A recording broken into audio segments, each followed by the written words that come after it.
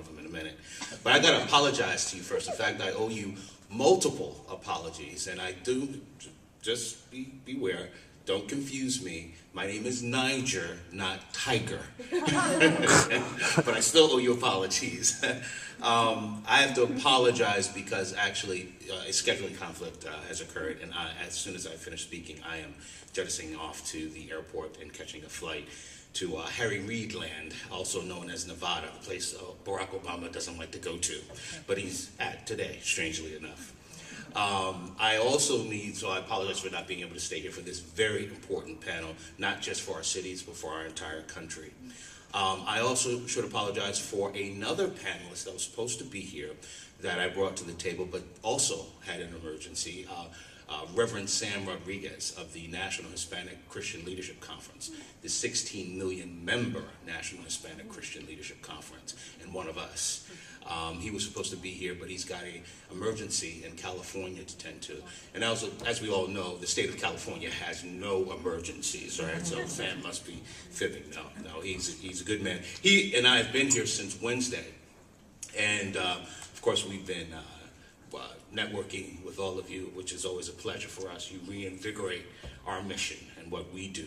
And I'm sure that is the case for Starr and Howard as well. But Sam, as he left to the airport this morning, left with the Washington Post reporter. They're doing a profile on him, and it's probably going to play on Monday or Tuesday.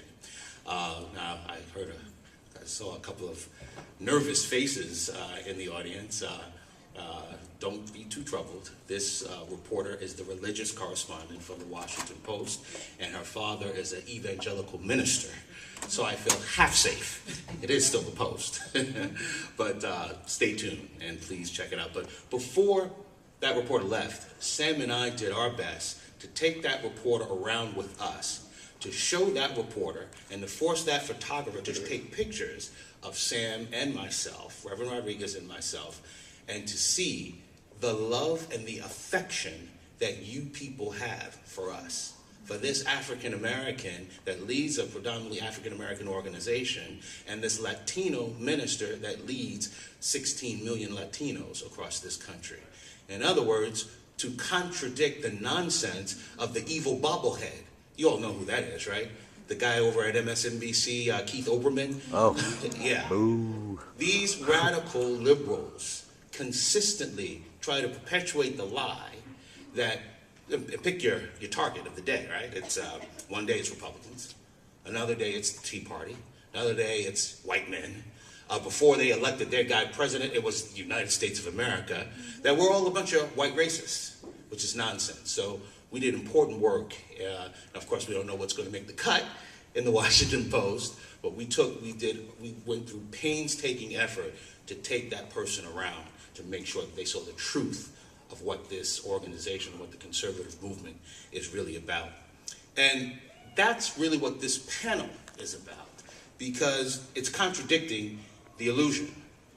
That great leader, awful leader, Chancellor Hitler said, "Tell the big lie. Tell it often. Tell it over and over and over again, and eventually the illusion becomes the reality." The illusion of America being a racist country is what led to the guilt factor of electing a guy named Barack Hussein Obama president of the United States. And that's the illusion that we fight at CORE, that Sam fights, that Starr Parker fights, has for decades. I know she doesn't look it, but she's been fighting it for decades. That Howard and the good folk over at the Manhattan Institute fight, and they fight it in the urban centers. The fight is a nationwide, in fact, it's a global fight, quite frankly. It's a fight for Western civilization. But the front lines of that fight is in our urban centers. For better or worse, often worse, the dominant cultural strain of our entire country, and hence the world, come from our urban centers.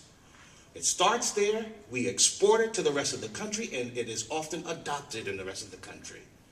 So for the conservative movement to truly be successful, we've got to win the battle in our urban centers. Yes. We have to win the battle with our African American brothers and sisters, with our Latino brothers and sisters, with our young folk, or else we may win an election in 2010, We may win an election in 2012, but we will lose the war over the generations. The other side understands that.